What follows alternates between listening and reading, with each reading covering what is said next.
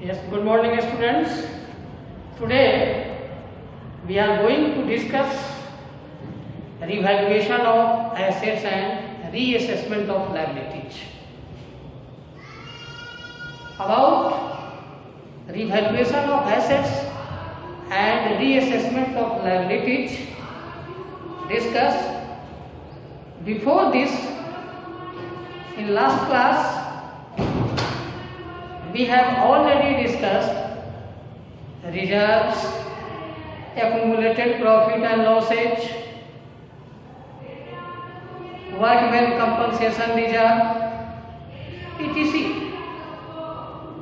तो last class में हमने चर्चा किया था कि कैसे जब प्रॉफिट रेशियो चेंज होता है उस कंडीशन में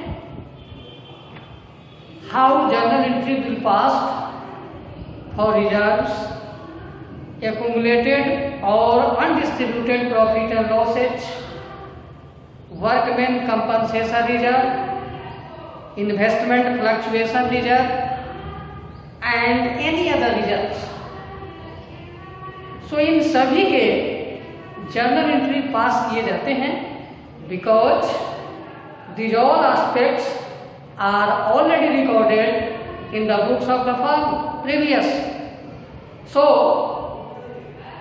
the all aspects are transferred to all partners capital or current account in their own profit sharing ratio. जो लास्ट क्लास में हमने चर्चा भी किया था पिछले क्लास में, अगर रिजर्व दिया हुआ रहे, प्रॉफिट एंड लॉस अकाउंट का credit balance, workman compensation reserve, investment fluctuation reserve etc.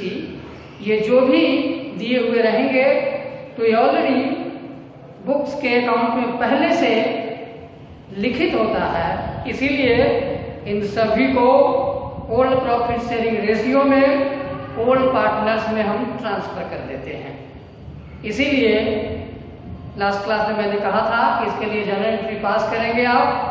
Reserve account दिया, profit and loss account, credit balance account दिया, वर्कमैन कंपनसेशन रिजर्व अकाउंट दिया, इन्वेस्टमेंट फ्लक्चुएशन रिजर्व अकाउंट दिया to all partners capital account in their old profit sharing ratio. मेरे कहने का मतलब ये कि on the effect on change in profit sharing ratio, ये जितने भी एस्पेक्ट्स दिए हुए रहेंगे बुक्स ऑफ अकाउंट्स में पहले से, उन सभी को हम ओल्ड रेशियो में ओल्ड और सभी पार्टनर्स के कैपिटल अकाउंट में ट्रांसफर कर देंगे. ये चर्चा हमने पिछले क्लास में की थी. इसके आगे भी अगर और इसके अलावा कोई और एस्पेक्ट दिया हुआ बुक्स ऑफ अकाउंट में, जैसे मैंने कल चर्चा की थी परसों अकाउंटिंग गुडविल के बारे में. गुडविल के बारे में मैंने कहा था कि गुडविल को भी सभी पार्टनर्स के कैपिटल और करंट अकाउंट में हम ट्रांसफर कर देते हैं उसके ओल्ड रेशियो में. फिर मैंने दूसरी बात भी गुडविल के बारे में कही थी कि अगर सैक्रिफाइस और गेन जैसी कोई कंडीशन दी हुई है तो सबसे पहले हम सैक्रिफाइस और गेन फाइंड आउट कर लेंगे और according to the resultant of sacrifice और गेन एक सिंपल जर्नल एंट्री पास करेंगे. गेनिंग पार्टनर कैपिटल अकाउंट दिया to sacrificing partners capital account and the firms जो गुडविल का वैल्यूएशन ऑलरेडी पहले से दी हुई है उसका हम जो सैक्रिफाइस और गेन रिजल्टेंट आया है उतना अमाउंट कैलकुलेट कर लेंगे और वही अमाउंट हम गेनिंग पार्टनर सैक्रिफाइसिंग पार्टनर में डाल देंगे. तो इस तरीके से हमने लास्ट क्लास में आपसे चर्चा की थी. आज इसी में थोड़ा सा हम आगे बढ़ाते हैं. Revaluation of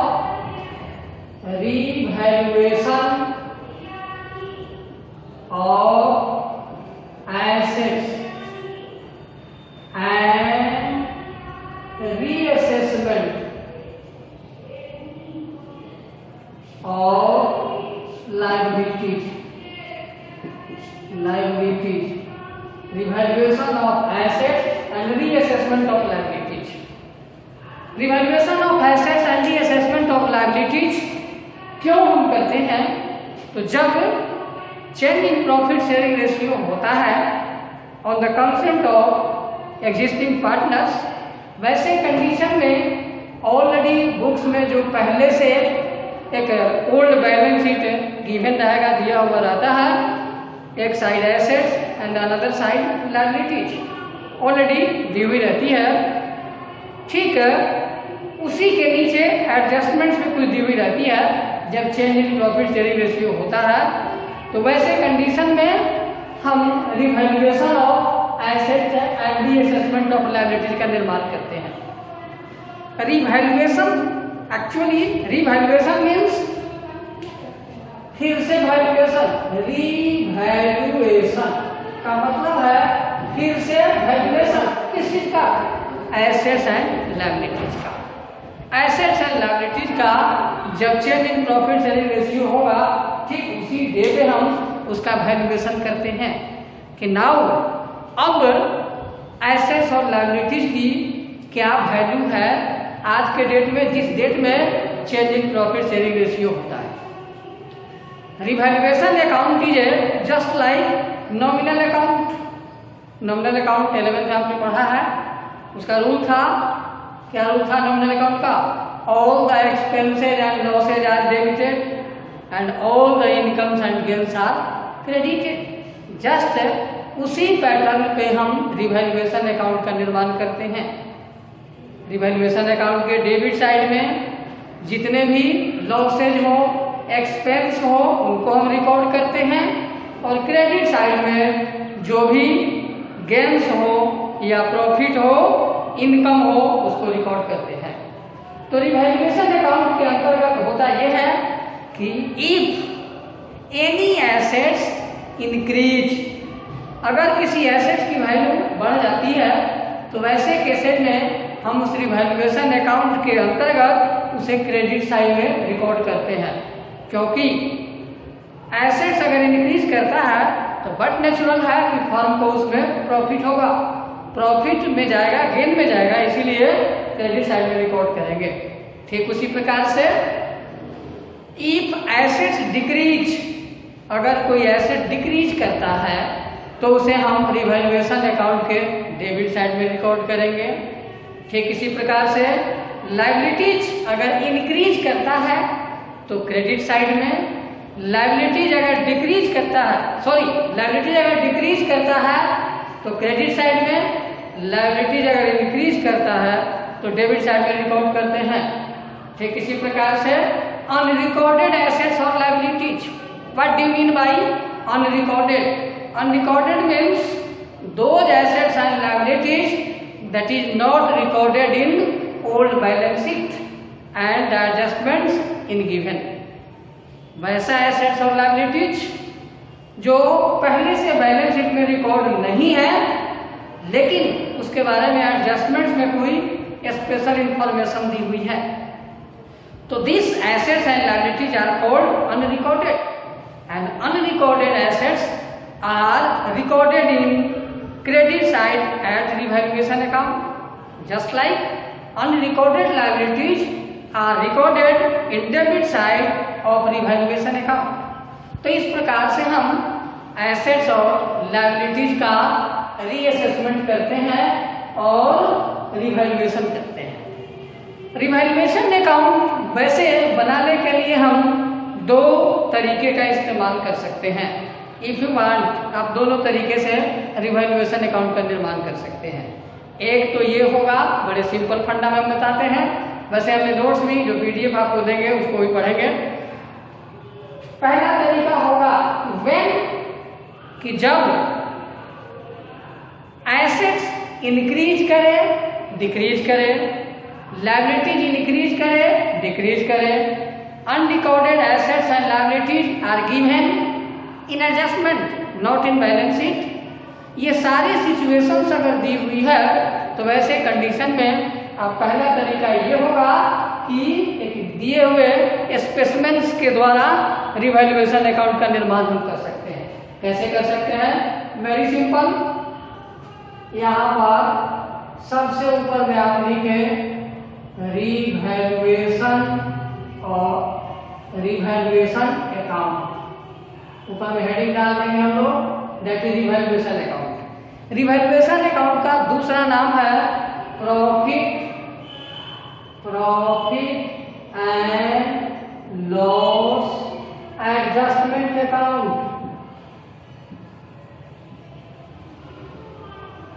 profit and loss adjustment account भी इसे हम कहते हैं, आइदर इवैल्यूएशन अकाउंट और either profit and loss adjustment account. ये दोनों अकाउंट्स से हम इसे जानते हैं। कोई भी एक हेडिंग या तो आप इवैल्यूएशन अकाउंट लिखें या profit and loss adjustment account भी लिख सकते हैं। इसको सिस्टमेटिकली हम आपको लिखकर बताते हैं। रिवैल्यूएशन अकाउंट जब आप बनाएंगे तो उसके लिए सबसे पहले, जैसा कि मैं कह रहा था, हेडिंग डालिए। यहाँ पर हेडिंग डालो आप revaluation account. Revaluation account heading डाल दिया। This is debit side and this side credit side. particulars amount in rupees. Next also particulars and amount. Credit side. Yes. This is the format of revaluation account और स्पेसमेंट of revaluation account. इस प्रकार से आप स्पेसमेंट पहले तैयार करें revaluation account का। क्या क्या रिकॉर्ड करेंगे, जो भी मैं बोल रहा था। डेबिट साइड में आप सबसे पहले यहाँ लिखो to decrease in the value of assets. Value of assets to increase in the value of liabilities.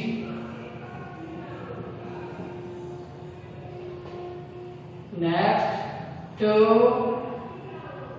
cash या बैंक अकाउंट रिम्यूनरेशन। अगर किसी पार्टनर को रिम्यूनरेशन अलाउड है तो उसे भी यहाँ लिखा गया है। टू अनरिकॉर्डेड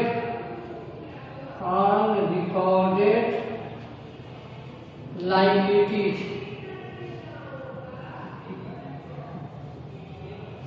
डेबिट साइड में ही लिखेंगे।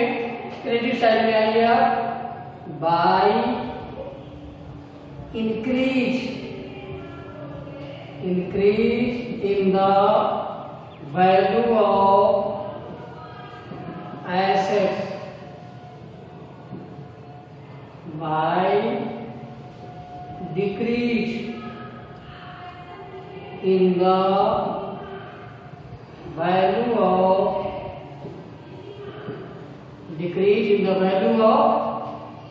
liabilities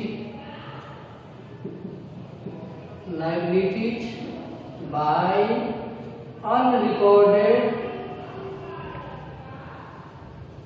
assets। इधर डाल देंगे। इसके बाद दोनों साइड को बैलेंस करोगे आप। सबके बारे में डिस्कस करता हूँ। जब बैलेंस कीजिएगा तो इस साइड होता है टू गेन, या इसको प्रॉफिट कर सकते हैं। ट्रांसफर टू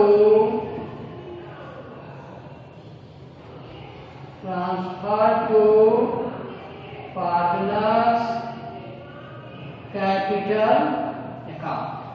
ठीक इसी प्रकार से अगर लॉस आता है तो by loss on revaluation transfer to partners capital accounts. समझ लिया जाए, ये क्वेश्चन है। रिवैल्यूएशन अकाउंट के डेबिट साइड में सबसे पहले हम लिखते हैं decrease in the value of assets. How find out decrease in the value of assets? मान लिया जाए कि एक पुराने बैलेंस शीट में ऑलरेडी किसी भी एसेट का नाम ले लो आप, मान लो फर्नीचर। फर्नीचर का वैल्यू ऑलरेडी दिया हुआ है 90,000 पुराने बैलेंस शीट में। एडजस्टमेंट्स में दिया हुआ हो कि फर्नीचर की वैल्यू हो गई 80,000 सपोज। तो ऐसे कंडीशन में फर्नीचर की वैल्यू डिक्रीज हो गई। अभी मैंने यही लिखा है कि decrease in value of assets, तो यहाँ लिख सकते हैं, यहाँ पर सीधे लिखिए डिक्रीज की जगह आप कर दीजिए यहाँ पर टू फर्नीचर का इंडिविजुअली एसेट्स का नाम दे दिया। यहाँ पर लिखिए टू फर्नीचर अकाउंट, अमाउंट होगा 90,000 माइनस 80,000 दैट इज 10,000। एक तो सिचुएशन ये हो सकता है। दूसरा सिचुएशन हो सकता है डिक्रीज का, जैसे लिखा हुआ है कि फर्नीचर की वैल्यू 90,000 ओल्ड बैलेंस शीट में थी। एडजस्टमेंट में दे दिया जाए कि फर्नीचर आर डिप्रिसिएटेड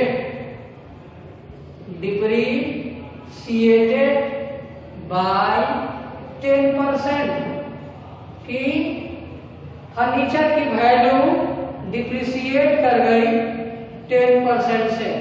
इसका मतलब ये हो गया कि 90,000 जो ऑलरेडी इसका बुक वैल्यू था 10% इसकी वैल्यू डिक्रीज कर गई, अर्थात 9,000, and that 9,000 going to this place as to furniture account 9,000। ठीक इसी प्रकार से अगर किसी लायबिलिटी की वैल्यू इंक्रीज करती है, you know suppose creditors is a liability, creditors की वैल्यू ऑलरेडी पुराने बैलेंस शीट में अगर दिया हुआ हो, सपोज करो 60,000, एडजस्टमेंट में ये कह रहे कि अब इसकी वैल्यू हो गई 70,000, तो 10,000 से यह इंक्रीज करता है। तो यहाँ पर हम शो करेंगे टू क्रेडिटर्स ओनली 10,000। ठीक इसी प्रकार से अगर किसी पार्टनर को रिम्यूनरेशन अलाउड किया गया है, रिम्यूनरेशन अगर किसी को अलाउड है, मान लिया जाए अगर ऐसा है तो यहाँ लिखेंगे टू कैश और बैंक अकाउंट, जितना रिम्यूनरेशन की वैल्यू दी हुई होगी उसे हम यहाँ दिखा देंगे। अनरिकॉर्डेड लायबिलिटीज और एसेट्स, अभी थोड़ी देर पहले चर्चा में यही कर रहा था। Unrecorded means those assets and liabilities are not given in old balance sheet but in adjustments are given, कि वैसा एसेट्स और लायबिलिटीज जो पुराने बैलेंस शीट में नहीं दी हुई है लेकिन एडजस्टमेंट में दिया हुआ हो।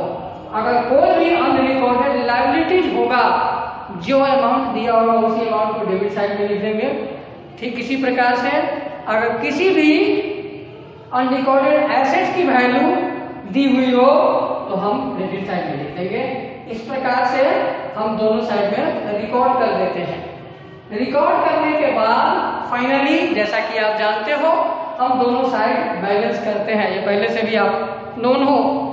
जब दोनों साइड को हम बैलेंस करेंगे, डेबिट साइड और क्रेडिट साइड, तो naturally one side is more than another side. If credit side amounts are bigger than debit side amount, that we get gains on revaluation or profit on revaluation. If debit side are greater than credit side, if debit side are greater than credit side, then we get loss on revaluation. In both conditions, either profit और either loss, दोनों conditions में या तो profit होगा या loss होगा। दोनों conditions में जो भी प्रॉफिट और गेन और लॉस आएंगे उस अमाउंट को ऑल पार्टनर्स के बीच में हम डिस्ट्रीब्यूट करते हैं इन their old profit sharing ratio. पुराने रेशियो में सभी पार्टनर के बीच में हम डिस्ट्रीब्यूट करते हैं और यही अमाउंट हमारा ट्रांसफर हो जाता है पार्टनर्स के कैपिटल अकाउंट में। तो इस प्रकार से हम रिवैल्यूएशन अकाउंट बनाते हैं। अब इस पर कुछ जर्नल एंट्री भी पास किए जाएंगे। इस पर कुछ जनरल एंट्री भी हम पास करेंगे। सो नाउ जब रिवैल्यूएशन अकाउंट आप बनाएंगे, इसके बाद इस पर कुछ जनरल एंट्री भी आपको पास करने हैं। Very simple. जनरल एंट्री पास करने के लिए वैसे मैंने पीडीएफ में नोट्स में आपको सारा अलग अलग इंडिविजुअली लिखा है, लेकिन यही पर मैं आपको बता देता हूँ। जैसे रिवैल्यूएशन अकाउंट के डेबिट साइड में जो भी आपने लिखा है, ये जो भी आइटम्स आएगा, either decrease in the value of asset, increase in the value of liabilities, cash या बैंक, रिम्यूनरेशन या अनरिकॉर्डेड लायबिलिटी, सभी के लिए या एक जगह भी आप जनरल एंट्री पास कर सकते हैं। क्या पास कर सकते हैं? इस साइड के लिए आप एंट्री पास करो, रिवैल्यूएशन अकाउंट दिया। Very simple. रिवैल्यूएशन अकाउंट दिया जो भी दिया हुआ है, जैसे decrease in the value of assets, suppose furniture की वैल्यू घट गई, to furniture account, to furniture account, और अमाउंट वही जो डिक्रीजेड अमाउंट था उसी अमाउंट पे हासिल कर देंगे। Very simple. ठीक इसी प्रकार से अगर लायबिलिटी इंक्रीज किया हुआ इधर लिखा हुआ है तो वहां भी यही लिखेंगे रिवैल्यूएशन अकाउंट, रिवैल्यूएशन अकाउंट दिया टू, मान लीजिए क्रेडिटर्स की वैल्यू बढ़ी है तो आप लिखा दो टू क्रेडिटर्स अकाउंट। इसी प्रकार से डेबिट साइड में जितने भी आइटम्स को आप रिकॉर्ड करते हैं उन सभी आइटम्स के लिए एक सिंपल फंडा याद रखो, रिवैल्यूएशन अकाउंट दिया। ये तो टू लिखा हुआ ही है, मतलब ये सब नीचे चला जाएगा और ऊपर में रिवैल्यूएशन अकाउंट दिया। ठीक उसी प्रकार से क्रेडिट साइड में जो आपने रिकॉर्ड किया, like increase in the value of assets, decrease in the liability, unrecorded assets, तो इसके लिए very simple, like increase in the value of assets, अगर मान लिया जाए कि स्टॉक की वैल्यू बढ़ी है तो उसके लिए एंट्री पास करो, स्टॉक अकाउंट दिया टू रिवैल्यूएशन अकाउंट। ठीक उल्टा कर देना है, रिवैल्यूएशन अकाउंट मतलब इस साइड में जो भी होगा आइटम उसको ऊपर कर दीजिए और नीचे लिख दीजिए टू रिवैल्यूएशन अकाउंट। बहुत सिंपल जनरल एंट्री इसका है, आपको ध्यान रखना है।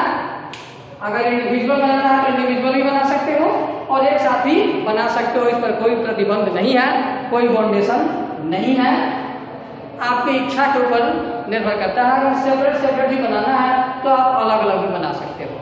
तो इस प्रकार से आपने जनरल एंट्री पास करना है। तो ये तो तरीका हुआ रिवैल्यूएशन अकाउंट बनाने का।